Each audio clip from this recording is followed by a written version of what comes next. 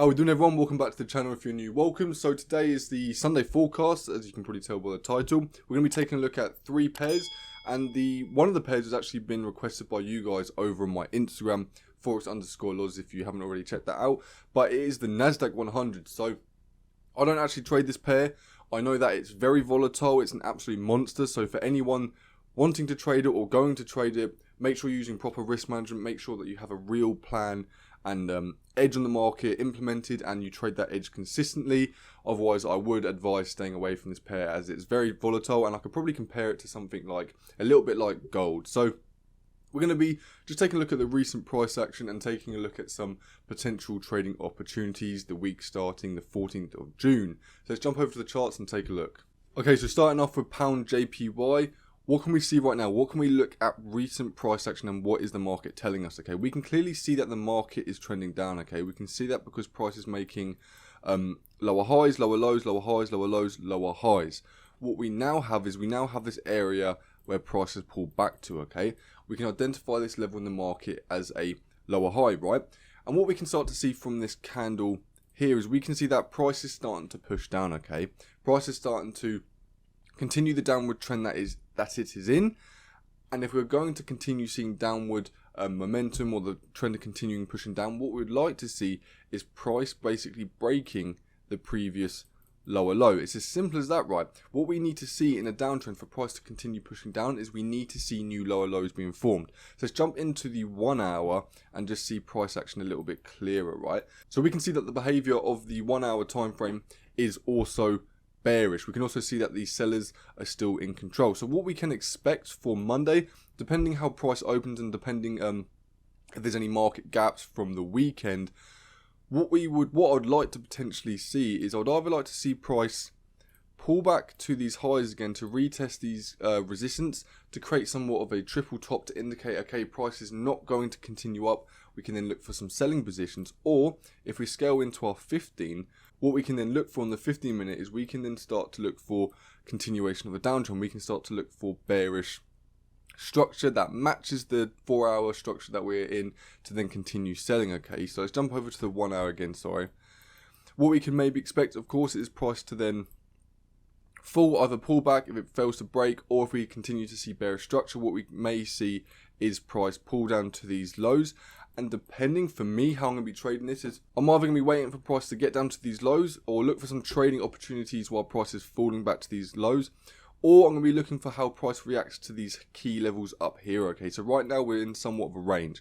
We may be having this imbalance that we can see here being filled, but it's as easy as this, guys. If we are failing to see price break below these lows, this is going to indicate to us that the buyers are now taking control of price. Okay, it's as simple as that. If we're seeing price come down to this level, we're then seeing price react to it. We're then seeing rejections. We then want to see break of structures, and then we want to see continuation. And the first target would be for price to come back up here. But if we just see price somewhat reverse, pull back around, what I'd love to see is price obviously push out, break this level on the higher time frames, being the 1 hour time frame, and then I'd like to see price pull back, and this is then when I'd scale into my lower time frames to then look for buying opportunities to continuation to the upside. So just going back over the 4 hours, simply what we can see is price made somewhat of a double top here. We can now see price pushing down. If we see price basically get down to these lows, we want to identify how price is reacting to these levels, as this here is a previous level in the market where price has moved from. But if we're failing to see price break these lows that we see here, we could potentially be looking at a reversal in the market, and this is then I'd want to identify bullish structure either at this levels, bearish structure either at this level if we're not going to break, or if we see the break, I'd then want to look for the retest of these structural highs. Okay, so looking at the Nasdaq100 that's been requested by you guys over my Instagram, just want to say thank you to everyone who's been showing love and showing support over on my socials. So right now, what can we see? What is price action doing? We can see that price is as simple as this. Price is trending up, okay? We can see that price is moving up. That's what the 4 hours doing. The structure is bullish. What we can then see is price has created somewhat of a higher low level here. So this will be the higher low that we're looking at, okay? If price is going to continue pushing up, what would we see is we'd see a strong push phase. So we've had the push, exhaust, push. So we now could be expecting a push phase. But if we go into our hour, we can start to see price a little bit clearer. What we can now identify is that price is failing to make new highs, okay? So this could be the beginning of price starting to reverse, okay? So how price reverses when price is pushing down or pushing up is, if price is pushing up, what we need to simply see, we just need to see new highs. It's as simple as that, guys, okay? We just need to see new highs being formed to indicate to us that the bulls are still in control, and vice versa, same for the downtrend. If we're failing to see new lows being formed, this is going to indicate to us that the buyers are starting to take over and that the selling pressure is actually depreciating. It's really as simple as that. It's just market structure. So look at this pair. Realistically, right now, I'd say we're ranging because we're not going anywhere. We're simply going sideways like we can see. So what I'd like to do is, if I jump into my 15, just have a look at intraday structure. Again, price is ranging, but what we can see is we can actually see that price is pushing up, okay? So depending how price reacts to these levels, as previously we can see that we've had rejection of this level, okay? So we have to keep bear in mind in the back of our heads, right, that price on the 4H is pushing up, price on the 1H is ranging, and price of the intraday 15 minutes is ranging, but the 4-hour sentiment is actually bullish, and we created what we saw as a higher low, this whole area down here being the higher low. So if we're going to continue pushing up, what I'd love to see in my intraday time frames is I'd want to see price breaking out of these highs, okay? If we see price breaking out of these highs, making new highs, it's as simple as this. We can then anticipate price to pull back or scale into our lower time frames and identify pullbacks within the 1 hour push, the 4 hour push up, to then look for trading opportunities to then continue buying. But what I would say, jumping back to my 1 hour, is I'd be very careful with any fake outs being formed or any market manipulation, whatever you want to call it, because what price could do, price could basically push out, grab liquidity, grab orders, trap buyers, and then we could see a break back in, okay? So what I'd really want to wait for is I'd want to wait for the 1 hour close above, and then I'd want to look into my intraday time frames to look for the pullback, and then look for the continuation to the upside. And if we're looking for sales, simply what I'd want to see is price again failing to break. I'd want to see price breaking this brick wall that we have on the intraday trend, pulling back, creating bearish structure. And to be honest with you, I'd only be looking for sales once I see the break and close below this higher low. And then I'd like to look for the pullback as part of bearish structure, and then look for the continuation to the downside. However, this line here is the 4 hour brick wall, trend line, whatever you want to call it. So we may be retesting this. Realistically, I want to see break of these higher lows. I want to then see bearish structure, and then I want to see a break of this brick wall, this trend line, and then we could potentially target some of these lows down here if price decides to push bearish. Okay, last but not least, GU. So if you guys that trade this pair, this has been an absolute, I don't want to be rude, this pair has been horrible to trade. Just look at the price action, okay? Look at this pair. It's even, I don't want to jump on the daily, but look how this pair has just been ranging for over a month. It's been ranging for a very long time. Since the 18th of May, it's been ranging. It has offered some opportunities to obviously trading at the lows, trading at the highs, basically just trying to find trades within the 4 hour pushes. That's what we've been looking for. But looking at its price action right now, what can we see? Price is ranging, right? Simple as that. Price has failed to break these highs up here, and we're also failing again to break these lows down here. So it's as simple as this, right? We've got a balance of buyers and sellers. There's no one in control. The order flow is balanced.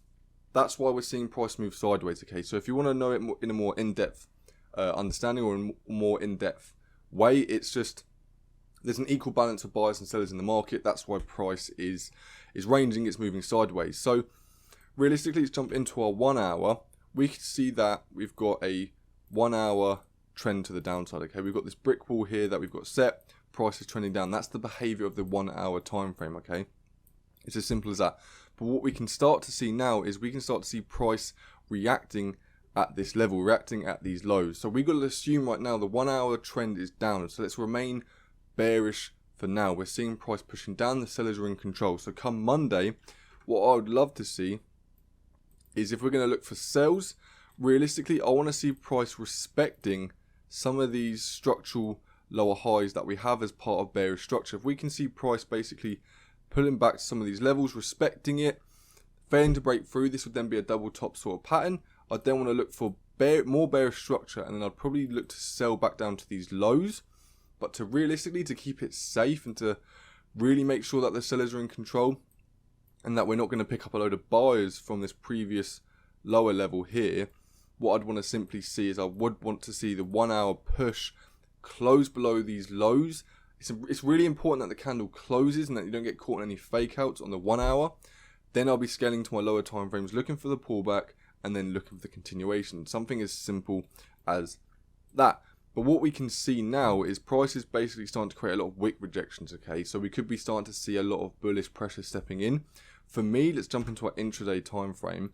If we're going to be looking for some buys within this pair, what I'd really like to see is I'd like to see price basically respecting this bullish trend line that we seem to be making here. I know it's getting a bit messy now, but respecting this bullish trend line that we've got here, I'd then want to see a nice strong push and close below these previous lower highs, okay? Because we can see here, look, push, exhaust, push, exhaust. So this could just be another exhaust.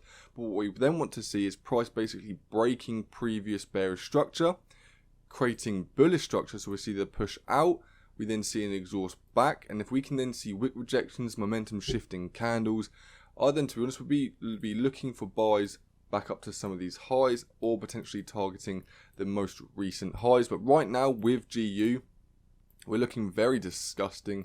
We're just ranging. So what we just want to be doing for come Monday is identify how price is reacting to these lows and identify how price is respecting this bearish momentum we've had for now, and seeing if we can either break out of this bearish structure by identifying trend change in the lower time frames and obviously bullish sentiment, or if we start to see price breaking these lows, we could then look for the potential pullback. And then my first target would be to come down to some of these lows that we've got down here.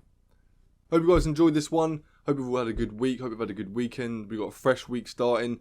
Stay focused, stay consistent, and just make sure you're following your plan, trusting the process as always, keeping notes of everything, writing everything down, writing your emotions down, writing your losses, your wins, back testing all the time. Just stay consistent with the process and you will get the results. But enjoy the rest of your weekend, and thank you very much for watching.